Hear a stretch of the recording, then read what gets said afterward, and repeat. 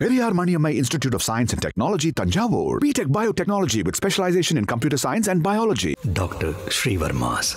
அனைத்து நோய்களுக்குமான குணம். ஆச்சி பாதாம் ட்ரிங்க். ஆச்சி பாதாம் ட்ரிங்க் ஒன்னு வாங்குனா ஒன்னு ஃப்ரீ. நான் அவரோட யங்கர் வெர்ஷன் தான் பண்றேன். ஆனா நான் எஸ்டிஆர் சாரை பார்த்து சும்மா நம்ம ரெண்டு பேரும் சேமா தானே இருக்கும் அப்படின்னு சொன்னாரு. ஆமா அப்படின்னு சொன்னாரு. ஆக்சுவலாக அவருக்கு சின்ன வயசுல இதே மாதிரி தான் ஹேர் ஸ்டைல்லாம் இருக்கும். அது பார்த்துருக்கீங்களா? நான் ஒரே ஒரு வீடியோ மட்டும் அவரோட சின்ன வயசுல பார்த்துருக்கேன். I am super star little star அந்த வீடியோ மட்டும் பார்த்துருக்கேன். ஃபர்ஸ்ட் எனக்கு அந்த 5 levels ஆஃப் ஆடிஷன் நான் இப்போ சொன்னது நடந்தது. அதுக்கப்புறமா மணிரத்னம் சாரோட ஆஃபீஸ்க்கு போய் அவர் சில விஷயம் கேட்டுட்டு இருந்தார். அதுக்கப்புறமா லாஸ்ட்டில் என்னோட படத்தில் நடிக்கிறியாதா அப்படின்னு கேட்டார். கண்டினியூஷன் நான் பண்ணல. கமல் சார் வந்து இது இப்படி தானே இருக்கணும் அப்படின்னு சொல்லுவாரா? ஆமால அப்படின்னு சொல்லி நான் அப்படியே பண்ணிப்பேன். அப்போலேருந்து நான் கமல் சாரோட கண்டினியூஷன் இது நான் கற்றுப்பேன். வணக்கம் கேசவ். வணக்கம். எப்படி இருக்கீங்க? நல்லா இருக்கேன். நீங்கள் எப்படி இருக்கீங்க? ரொம்ப சூப்பராக இருக்கேன். ரொம்ப சூப்பராக நடிச்சிருந்தீங்க தக் லைஃப்பில் எஸ்டிஆர் அவர்களோட யங்கர் வெர்ஷனா. ஆமாம், எல்லாரும் அப்படி தான் சொன்னாங்க. ஓகே, இப்போது என்னென்ன மாதிரியான ஃபீட்பேக்ஸ்லாம் வந்துட்டு இருக்கு? தேட்டரில் போய் பார்த்தீங்களா? என்னென்ன ரெஸ்பான்ஸ்லாம் வந்துச்சு? உங்களோட சீன்ஸுக்கெல்லாம் எப்படி இருந்தது ரெஸ்பான்ஸ்? என்னோட சீனில் எல்லாரும் வந்து கால் பண்ணி மெசேஜ் பண்ணி சூப்பர் ஆக்ட் பண்ணியிருந்தேன் அப்படின்னு சொல்லிட்டு இருந்தாங்க. ஓகே, இப்போ ஆடியன்ஸாக நிறைய பேர், அப்புறம் உங்களுக்கு ஃப்ரெண்ட்ஸ் சர்க்கிளில் நிறைய ரெஸ்பான்ஸ் வந்திருக்கும். பட் படத்து சைடில் இருந்து இப்போ சினிமாட்டோகிராஃபர் ரவிகேச்சந்திரன் அவர்களாக இருக்கட்டும், கமல்ஹாசன் அவர்களாக இருக்கட்டும், எஸ்டிஆர் அவர்கள், தென் மணிரத்னம் அவர்கள், இவங்கெல்லாம் என்னென்னலாம் சொன்னாங்க? அவங்க வந்து ஸ்பாட்லேயே நான் சூப்பராக தான் பண்ணுறேன் அப்படின்னு சொல்லிட்டு இருந்தாங்க. கமல் சாரோடலாம் நான் நிறைய பேசுவேன். அவர் என்னை கேசரின்னு தான் கூப்பிடுவாரு. கேசரி பிரசாதம்ல அவருக்கு அப்படியே வாயில் வந்துருச்சு கேசரின்னு. அப்படியே எனக்கு கியூட்டாக அப்படியே பேர் வச்சு கேசரின்னு கூப்பிட்டாரு. கேசரி தான் கூப்பிடுவாரு. ஓகே, இப்போ நீங்கள் கமல் சாரோட இருந்த போர்ஷன் தான் வந்து நிறைய பேர் செம்மையாக டைலாக் டெலிவரி இருக்குது, ரொம்ப நேச்சுரலாக பண்ணுறாரு. ஐ மீன் மணி சார் படங்களுக்குன்னே ஒரு உரித்தான ஒரு ஆக்டிங் ஸ்டைல் இருக்குது. அந்த ஸ்டைல்லே அவர் நடிக்கிறாரு, ரொம்ப அழகாக பண்ணுறாரு இந்த சின்ன வயசில் அப்படின்ற மாதிரி சொன்னேன். அந்த டைமில் அவர் எப்படி உங்களுக்கு அதை சொல்லி கொடுத்தாரு? டைலாக் டெலிவரி இப்படி தான் இருக்கணும். இது உங்களுக்கு ஃபர்ஸ்ட் படமா இல்லை இதுக்கு முன்னாடி படங்கள் பண்ணியிருக்கீங்க? இல்லை, சர்தார் 2 பண்ணியிருக்கேன், சக்தி திருமகன் பண்ணியிருக்கேன். ஓகே, ஆனால் தக் லைஃப் தான் என்னோட ஃபர்ஸ்ட் படம் ரிலீஸ் ஆனது. அப்போ இதுவும் கிட்டத்தட்ட உங்களுக்கு ஒரு டெபியூ மாதிரி தானே? அப்படிங்கும்போது படத்துலேயே அந்த ஒரு எக்ஸ்பீரியன்ஸ் அவர் எப்படி உங்களுக்கு சொல்லி கொடுத்தாரு? ஃபர்ஸ்ட் அதை சொல்லுங்கள். அவர் ரொம்ப காமாக இருந்தார். அது என்னது, நான் நடிக்கும் பொழுது ஒரு சீன் நான் நடிப்பேனா, அப்போ வந்து நீ இப்படி பண்ணுறேன் அப்படி பண்ணுறேன்னு அவர் சொல்லி கொடுப்பாரு. நான் அவர் கேட்டுட்டே அப்படியே நான் பண்ணுவேன். அவர் அப்படியே பின்னாடி சொல்லிட்டே இருப்பார், நான் அதை கேட்டுட்டு அப்படியே பண்ணுவேன். ஏதாவது ஒரு டைலாக் பேசி காட்ட முடியுமா? ஐ மீன் நீங்கள் அந்த மண்ணு தள்ளி விட்டுட்டு ட்ரைலரில் கூட இருக்கும், கமல் அவர்களோட பேசிட்டு இருப்பீங்க ஒரு டைலாக் கான்வர்சேஷன். அந்த கான்வர்சேஷன் டைலாக் உங்களுக்கு ஞாபகம் இருக்கா? அப்போ பேசுவீங்களா? யாருன்னு மட்டும் சொல்லுவேன், ஆனால் கொஞ்சம் எமோஷனலாக சொல்லுவேன். ஓகே, அது சொல்லுங்கள், அது பேசி காட்டுங்க. அதாவது யாரு அப்படி.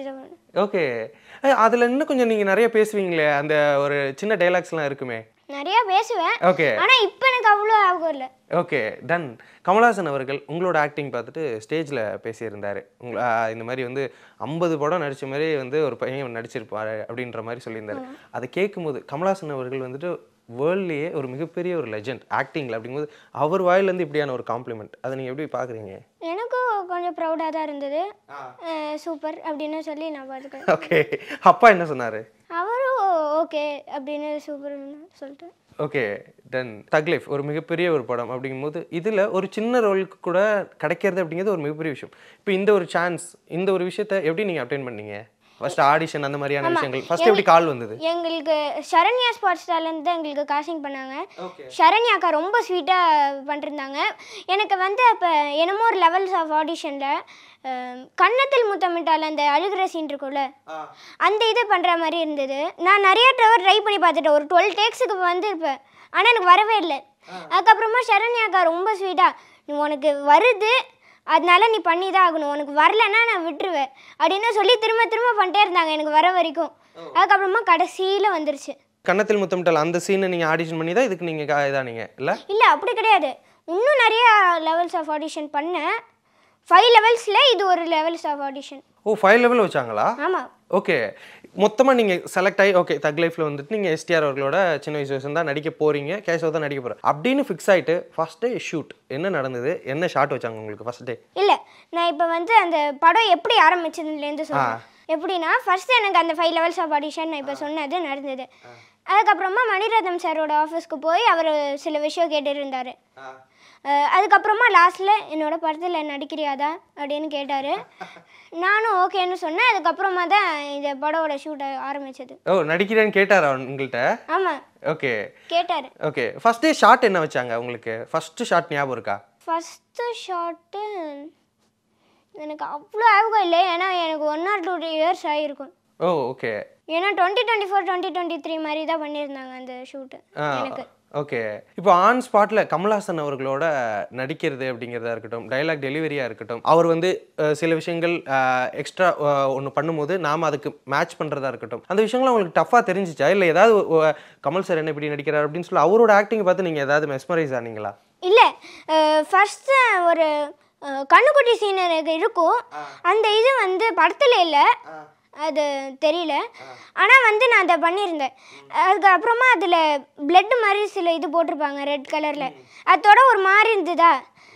கமல் சார் இருக்கார்ல, அவர் சொன்னார், அவரும் அந்த ஷாட்டில் தான் இருந்தார். அவர் சொன்னார், அதெல்லாம் ஒன்றும் இல்லைடா தொடுற அப்படின்னு சொன்னார். அதுக்கப்புறமா இன்னொரு ஷாட் வச்சாங்க, இன்னொரு டேக்கு சேஃப்டிக்கு. அப்போ வந்து கண்டினியூஷன் நான் பண்ணல. கமல் சார் வந்து இது இப்படி தானே இருக்கணும் அப்படி சொல்லுவாரா? ஆமால அப்படின்னு சொல்லி நான் அப்படியே பண்ணிப்பேன். அப்போலேருந்து நான் கமல் சாரோட கண்டினியூஷன் இது நான் கற்றுக்கிட்டேன். ஆக்சுவலாக அந்த விஷயத்தை அவர் உங்களோட இதை வந்து நோட் பண்ணி அவர் சொன்னார். ஆமாம். ஓகே.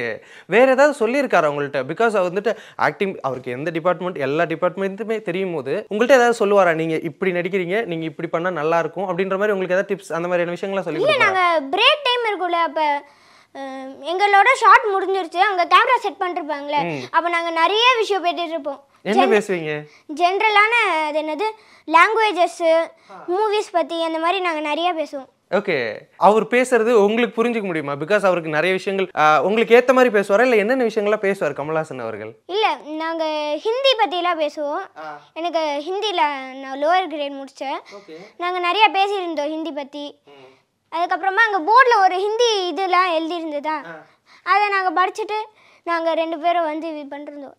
இது அவர் இருக்கார்ல, அதான் அப்படின்னு சொல்லிட்டு இருந்தார். அப்படியே நாங்கள் அப்படியே பேசியிருந்தோம் ஹிந்தியில். அதுக்கப்புறமா ஷார்ட் வந்துருச்சு. அதுக்கப்புறமா கமல் சார் தானே நீ தூக்கிட்டு இருப்பாரு, நீங்களே பார்த்துருக்கீங்க.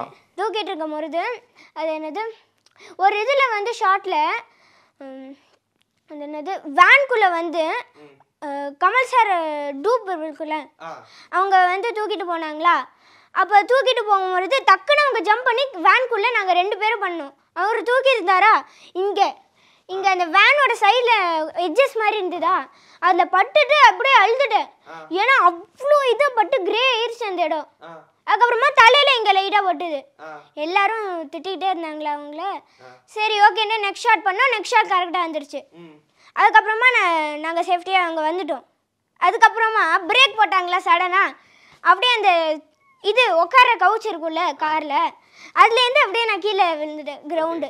ஃபர்ஸ்ட் டைம், அதாவது இப்போ இவ்வளோ நாள் நீங்கள் நிறைய ஆட் ஷூட்ஸ் பண்ணிருக்கீங்க அப்படிங்கும்போது, இது வந்து ஃபர்ஸ்ட் டைம் வந்துட்டு ஒரு மூவியாக இருக்கட்டும், அதுவும் இது வந்து மிகப்பெரிய மூவி, நீங்கள் பண்ணது வந்து நிறைய ஆக்ஷன் சீக்வன்சஸுமே இருக்குது அந்த ஸ்டார்டிங்கில் படத்தோட இன்ட்ரோ. அப்படிங்கும்போது இது எல்லாத்தையும் ஃபர்ஸ்ட் எக்ஸ்பீரியன்ஸ் பண்ணுறீங்க. அப்படிங்கும்போது அந்த எக்ஸ்பீரியன்ஸாக நீங்கள் என்னென்ன விஷயங்கள்லாம் கற்றுக்கிட்டீங்க? கண்டினியூஷன் கமல் சார்லேருந்து கற்றுக்கிட்டேன். அதுக்கப்புறமா அது என்னது மணி சார் ஒரு மாதிரி காமாக இருப்பாரா, அந்த மாதிரி நானும் காமாக இருந்தேன் கொஞ்சமாக. அதுக்கப்புறமா நிறைய கற்றுக்கிட்டேன். ஏடிஸு அவங்களும் வந்து என் கூட ஃப்ரெண்ட்லியாக இருந்தாங்க. அதுக்கப்புறமா எல்லோரும் செட்டில் வந்து ஃப்ரெண்ட்லியாக இருந்தாங்க. அதுக்கப்புறமா நான் ஃபஸ்ட்டு இது நான் சொல்ல விட்டேன், அது என்னது ஃபஸ்ட்டில் மேக்கப் டெஸ்ட்டு போடுவாங்களே, மேக்கப் டெஸ்ட்டு போடும்போது ஒரு 2 hours ஆகிருக்கும். 2 hours 3 hours மேக்கப் போட ஆகும். நான் ஸ்லோவாக இப்படியே இருக்கணும், எந்த ஆக்டிவிட்டீஸும் பண்ணக்கூடாது. அப்படியே நான் பேசிட்டு அப்படியே எப்படி இருப்பேன். அதுக்கப்புறமா இங்கே ட்ரெஸ்ஸை கிழிச்சிருவாங்க லைட்டாக, அந்த மேக்கப் டெஸ்ட்டில் கிழிச்சிட்டு இங்கே பிளட் போட்டாங்க. அதுக்கப்புறமா இந்த ஷோல்டர்லேயும் இங்கே பிளட் போட்டாங்க. அங்கே ஸ்டிச் மாதிரி இருக்கும், அங்கே ஃபுல்லாக அங்கே பிளட் போட்டாங்களா. அந்த ஃபோட்டோவோட நாங்கள் எடுத்து வச்சுருக்கோம். அதை பார்த்தேன்னா அதே சும்மா பார்க்கும்பொழுது தக்லி ஃபோட்டோஸ்லாம் பார்க்கும்பொழுது நான் ஃபோட்டோஸில் அப்போ தான் நான் பார்க்குறேன். எனக்கு அதுக்கு முன்னாடி தெரியாது எப்படி இருந்ததுன்னு. பார்த்து அப்படியே பிளட்டு அப்படின்னு இருந்தது, பார்க்க முடியல. அதுக்கப்புறமா திரும்பிட்டேன். ஓகே.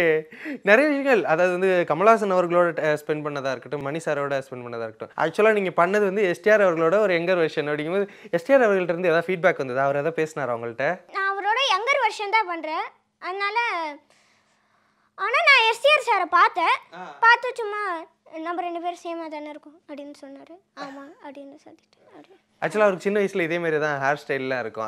அது பார்த்துருக்கீங்களா? ஆமாம், நான் ஒரே ஒரு வீடியோ மட்டும் அவரோட சின்ன வயசில் பார்த்துருக்கேன். I am a super star, little star, அந்த வீடியோ மட்டும் பார்த்துருங்க. அந்த இது வந்து அது என்னது என்னைய மாதிரியே இருக்கும். அது கிட்ட காமிச்சிட்டு இருந்தாங்களா உனைய மாதிரி இருக்காங்கன்னு. ஆமாம், அப்போ நான் தக் லைஃப்பில் வந்து சிம்பு சாரோட அது என்னது எங்ரோல் பண்ணுறது சேமாக தான் இருக்குது ஃபேஸு.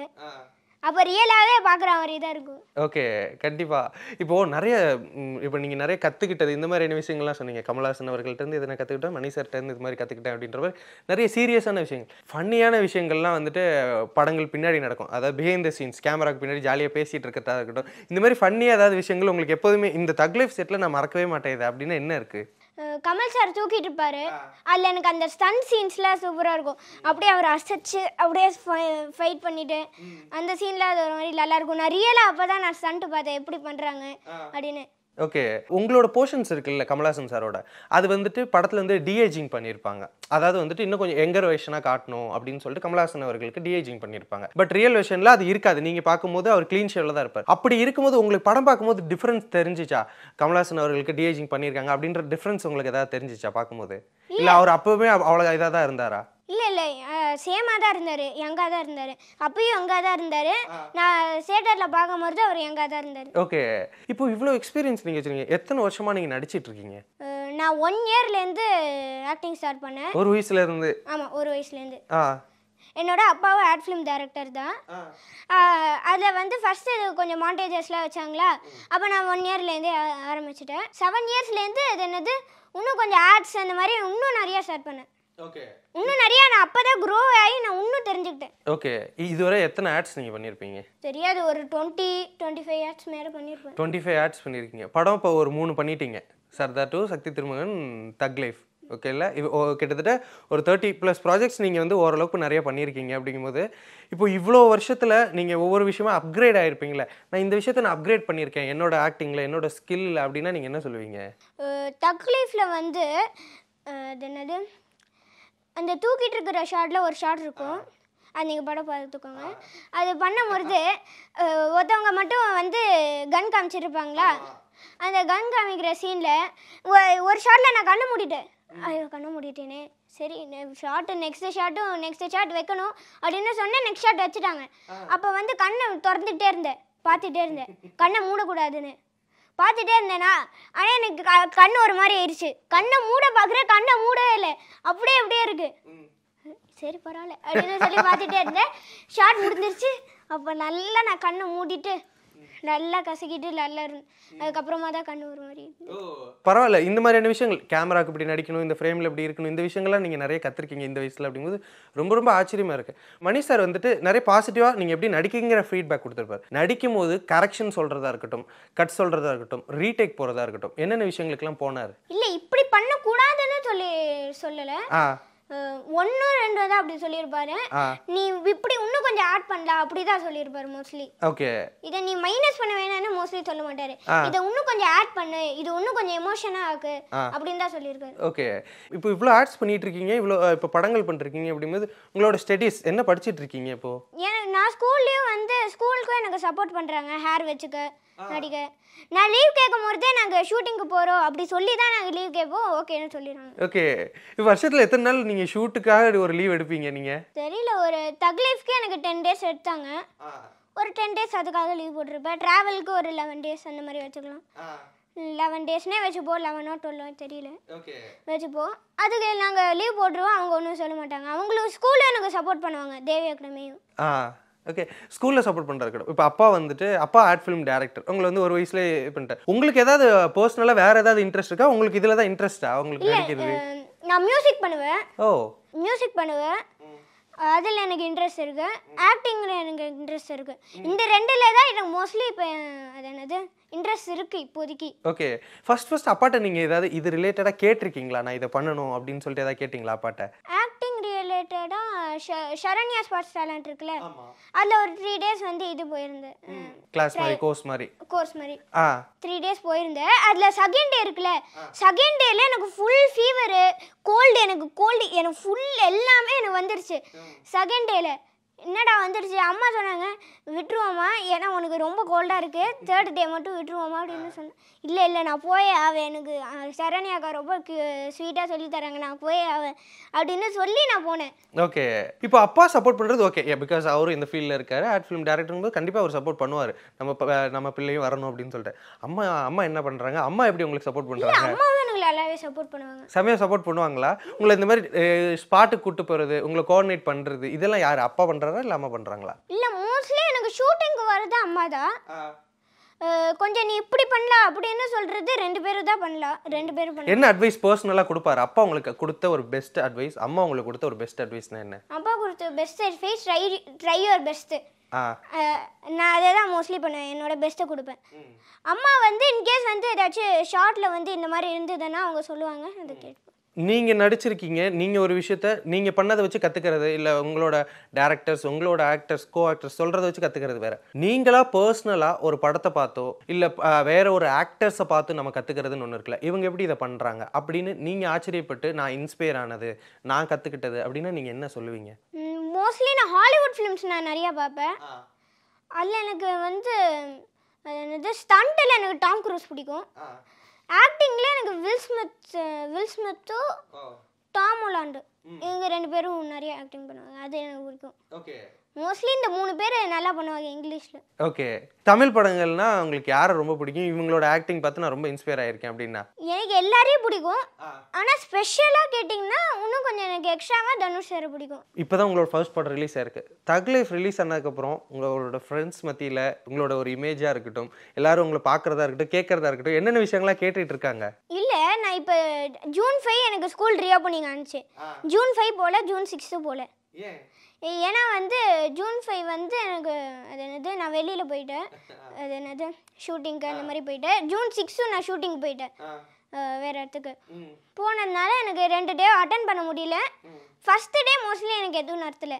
செகண்ட் டே வந்து அது என்னது இப்போ என்னோடய ஃப்ரெண்ட் அனுப்பியிருக்காங்க, நான் வீட்டில் போய் நான் காப்பி பண்ணிடுவேன். மோஸ்ட்லி ஷூட்டிங்க்கு போனாலே நாங்கள் அது என்னது புக்ஸு எல்லாத்தையும் நாங்கள் எடுத்துகிட்டு போய்ப்போம். ஷூட்டிங்கில் போயிட்டு என்னென்னலாம் நடத்துனாங்க அப்படின்னு கேட்டு நான் காப்பி பண்ணிப்பேன். ஓ அப்படியா? அங்கே போய் நீங்கள் மோஸ்ட்லி அந்த ஸ்டடீஸ் என்னென்ன இருக்கோ அதெல்லாம் படிக்க இது பண்ணிடுவீங்க? ஆமாம், அவங்க அனுப்புவாங்க, அதை நான் அப்படியே படிச்சுட்டு நான் காப்பி பண்ணிடுவேன். ஓகே, ரெகக்னைஸ் பண்ணாங்களா? இப்போ நீங்கள் படம் பார்த்துட்டு வந்திருப்பீங்க, உங்களை நிறைய பேர் ரெகக்னைஸ் பண்ணாங்களா? நீங்கள் தானே இதை பண்ணீங்க அப்படின்ற மாதிரிலாம் கேட்டாங்களா? அந்த ரெஸ்பான்ஸ் எப்படி இருந்தது? இல்லை, நான் வந்து அது என்னது படம் பார்த்துட்டு வந்தேன்னா எல்லாரும் இருக்காங்களே, அவங்க நெக்ஸ்ட் ஷோ பார்க்க போயிருப்பாங்களே, அவங்க இருக்காங்களே, அப்படியே பார்த்துருந்தாங்க நான் போகிறது. அதுக்கப்புறமா காரில் உட்காந்தேன்னா விண்டோ திறந்து இருந்தது, அவங்க இருக்காங்களே. அதுக்கப்புறமா என்னைய பார்த்தே பேசிட்டு இருந்தேன், அப்படின்னு பேசிட்டு இருந்தாங்க. நான் விண்டோவை தூக்கிட்டு அப்படியே இருந்துட்டேன். அப்பயும் நீ அங்கேருந்து பார்த்துருந்தாங்க, எப்படின்னே தெரியல. கண்டிப்பாக ரெகனைஸ் பண்ணுவாங்கல்ல. இப்போ இவ்வளோ பெரிய படத்தில் நீங்கள் நடிச்சிருக்கும் போது உங்களோட ஸ்க்ரீன் டைமும் வந்துட்டு ரொம்ப நிறையாவே இருந்தது, அப்படிங்கும்போது கண்டிப்பாக பார்த்துருப்பாங்க. நீங்கள் படம் பார்த்தீங்களா? உங்களுக்கு என்னென்னலாம் பிடிச்சிருந்தது தக் லைஃப்பில்? எனக்கு இந்த படமே எனக்கு பிடிச்சிருந்தது. அதில் வந்து எனக்கு ஃபர்ஸ்ட் ஹாஃப் ரொம்ப பிடிச்சிருந்தது, ஏன்னா அதில் நான் வருவேன். எந்த சீன்ஸ்ல எல்லாம் நான் வருவேன்னா அது இன்னும் கொஞ்சம் எக்ஸ்ட்ராவாக எனக்கு பிடிச்சிருந்தது. ஓடிடியில் இருந்தப்பறம் திரும்ப அதை பார்த்துட்டே இருப்பீங்கல்ல, உங்களோட போர்ஷன்ஸ் அந்த விஷயங்கள் எல்லாமே? ஆமாம், அது பார்ப்பேன். தப்பு இருந்தால் அதை கரெக்ட் பண்ணிப்பேன். கண்டிப்பாக ரொம்ப நிறைய விஷயங்கள் ஷேர் பண்ணிட்டுருக்கீங்க. இப்போ அடுத்தது ஏஆர் ரஹ்மான் அவர்களோட மியூசிக். உங்களோட போர்ஷன்ஸ் வந்து நிறைய பேர் கட் பண்ணிட்டு ஒரு ரீல்ஸாக இருக்கட்டும், ஸ்டேட்டஸ், வாட்ஸ்அப் ஸ்டேட்டஸாக போட்டுட்ருக்காங்க. பிகாஸ் அந்த 5 பூவே போர்ஷன் அப்படிங்கும்போது இன்னுமே நிறைய ஆக்டர்ஸ்க்கு வந்துட்டு ஒரு ஏஆர் ரஹ்மான் அவர்களோட மியூசிக்கில் நாம் வந்து ஸ்க்ரீனில் வரதா இருக்கட்டும், மணி சாரோட படத்தில் நாம் ஒரு ஸ்பேஸில் வர, கமல் சாரோட அதாவது இவ்வளோ வருஷமாக இண்டஸ்ட்ரியில் இருக்க எஸ்டிஆர் அவர்களுக்கே அது இப்போ தான் கிடச்சிருக்கு. பட் உங்களுக்கு ஃபஸ்ட் படத்தில் இது கிடச்சிருக்கு. இவ்வளோ விஷயங்கள் யுனைட் ஆகிற இந்த இடத்துல இருக்கிறது ரொம்ப கிஃப்டடாக நீங்கள் ஃபீல் பண்ணுறீங்களா, இல்லை அதை நீங்கள் எப்படி ஃபீல் பண்ணுறீங்க? நீங்கள் இல்லை, எனக்கும் இது ரொம்ப பெருசாக இருக்குது, இது ரொம்ப பெரிய விஷயம்னு உங்களுக்கு தோணுதா? இல்லை, எனக்கும் ப்ரௌடாக தான் இருக்குது. ஓகே, நீ பார்த்துருக்கீங்களா ஏதாவது மணி சாரோட படம்? அப்பா சொல்லியிருக்காடா மணிரத்னம் சார் இப்படி, கமல் சார்லாம் இப்படி, அவங்களோட படங்கள் இப்படி இருக்கும் அப்படின்னு ஏதாவது உங்களுக்கு இன்புட்ஸ்லாம் கொடுத்துருக்காரா படம் போகிறதுக்கு முன்னாடி? படம் போகிறதுக்கு முன்னாடி இப்படி பண்ணு, அப்படி பண்ணு, ட்ரை யுவர் பெஸ்ட் அப்படின்னு சொல்லி இன்ஸ்ட்ரக்ஷன்ஸ் எல்லாரும் கொடுத்துருவாங்க. கொடுத்துட்டு இன்கேஸ் அந்த ஷார்ட்டில் ஏதாச்சும் நான் தப்பாக பண்ணிட்டேன்னா, தப்பு மீன்ஸ் கொஞ்சம் அது என்னது லோவான எமோஷன் பண்ணிட்டேன்னா எல்லாரும் வந்து சொன்னாங்க இன்னும் கொஞ்சம் நீ ஆட் பண்ணல அப்படின்னு. அப்பா சார் அந்த மாதிரி சார். நீங்களே ஏதாவது ப்ரிப்பேர் ஆகிட்டு போனீங்களா? நிறைய பேர் ஹோம் ஒர்க் அந்த மாதிரிலாம் பண்ணுவாங்கல்ல, அங்கே போயிட்டு நடிக்காமல் ஓகே இதை நம்ம சொல்லிட்டாங்க இந்த மாதிரியான ஒரு ரோல் நாம் இப்படி தான் நடிக்கணும் அப்படின்னு சொல்லிட்டு ஒரு ஹோம் ஒர்க்லாம் பண்ணிட்டு போவாங்க ஆக்டர்ஸ் பொதுவாகவே. உங்களுக்கு அந்த மாதிரியான ஹோம் ஒர்க் அந்த மாதிரி ஏதாவது நீங்கள் பண்ணீங்களா? இல்லை, மோஸ்ட்லி நான் ஆடில் தான் நான் வந்து ஆடிஷனில் எடுப்போம்ல, அப்போ நாங்கள் அது வீட்டில் தான் எடுப்போம். கரெக்ட் தானே?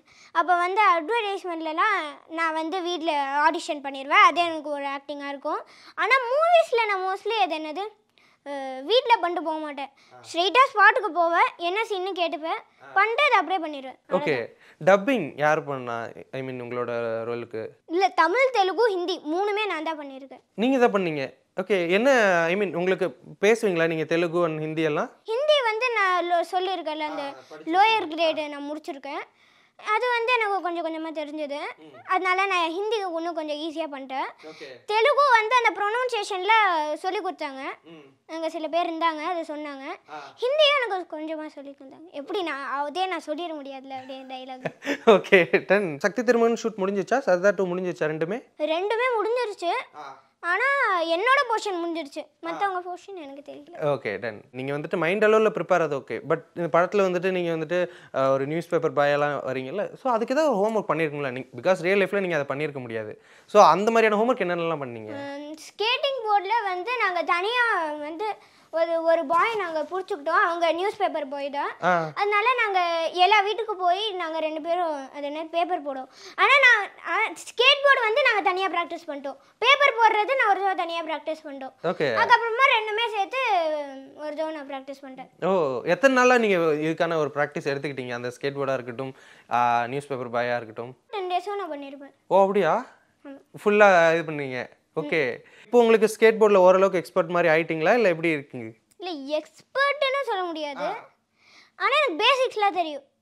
பேசிக்ஸ், சில ட்ரிக்ஸு, எப்படி போகிறது, எப்படி டேர்ன் பண்ணுறது, அதெல்லாம் எனக்கு கொஞ்சம் தெரியும். பேசிக்ஸில் எனக்கு தெரியும். ஓகே, வீட்டில் நான் எங்கே போனாலுமே நான் ஸ்கேட் போர்டில் தான் நான் போவேன். வீட்டுக்குள்ளே மட்டும், ஏன்னா வெளியில் போக முடியாது. ஓகே, இப்போது உங்கள்கிட்ட வந்துட்டு ஒரு ஃபீட்பேக் சொல்கிறதா இருக்கட்டும், அப்பாட்ட போயிட்டு ஒரு ஃபீட்பேக் சொல்லுவாங்க, அம்மாட்ட போய் ஃபீட்பேக் சொல்லுவாங்க. அந்த மாதிரி மணி சார், கமல் சார் யாராவது போய் அவங்கள்ட்டலாம் சொல்லியிருக்காங்களா? ஏதாவது ஃபீட்பேக் உங்கள்கிட்ட வந்து ஷேர் பண்ணாங்களா அப்பா? மணி சார் வந்து என்னோட அப்பா கிட்ட கை கொடுத்து உங்கள் பையன் நல்லா பண்ணுறா அப்படின்னு சொல்லியிருக்காங்க. ஓகே, இப்போது டைலாக் டெலிவரியில் மணிரத்னம் சார் படத்தில் ரொம்ப யூனிக்காக இருக்கும். அவர் டைலாக் சொல்லி கொடுக்குற விதமே, கார்த்தி சார்லாம் வந்து பொன்னியின் செல்வன் ஆடியோ லான்ச்சில் சொல்லியிருப்பார், அவருக்கு என்ன வேணுமோ அதை இப்படி தான் சொல்லணும், அதை எக்ஸ்ட்ராவும் சொல்லக்கூடாது, கம்மியாகவும் சொல்லக்கூடாது அப்படின்ற மாதிரிலாம் சொல்லியிருப்பார். அந்த மாதிரியான ஏதாவது எக்ஸ்பீரியன்ஸ் உங்களுக்கு நடந்துச்சா? இல்லை, நான் சந்திரான்னு நான் கூப்பிடுவேன். அந்த இதில் வந்து நான் கூப்பிட்டு இருந்தேன்னா கமல் சார் இருக்கார்ல, கமல் சார் சொல்கிறேன். எப்படி சொல்லி கொடுத்தார் ஃபர்ஸ்ட் மணிரத்னம்? இல்லை, மணி சார் வந்து அது என்னது, அவர் இப்படி தான் கற்றணும், இப்படி தான் சொல்லணும், அந்த மாதிரி டோன்லாம் சொல்லி கொடுத்துட்டாரு. நான் கற்றுட்டேன். அதுக்கப்புறமா வந்து நான் உடனே வந்து சந்திரா சந்திரா அப்படின்னு கத்திட்டு இருந்தேன். அதுக்கப்புறமா கமல் சார் இருக்கார்ல, அது என்னடா சந்திரா, நீ இங்கிலீஷில் பேசிகிட்டு இருக்க, மூக்கில் பேசிகிட்டு இருக்க, தமிழில் சந்திரான்னு சொல்கிற, ஏன்டா இங்கிலீஷில் சொல்கிற அப்படின்னு சொன்னேன்.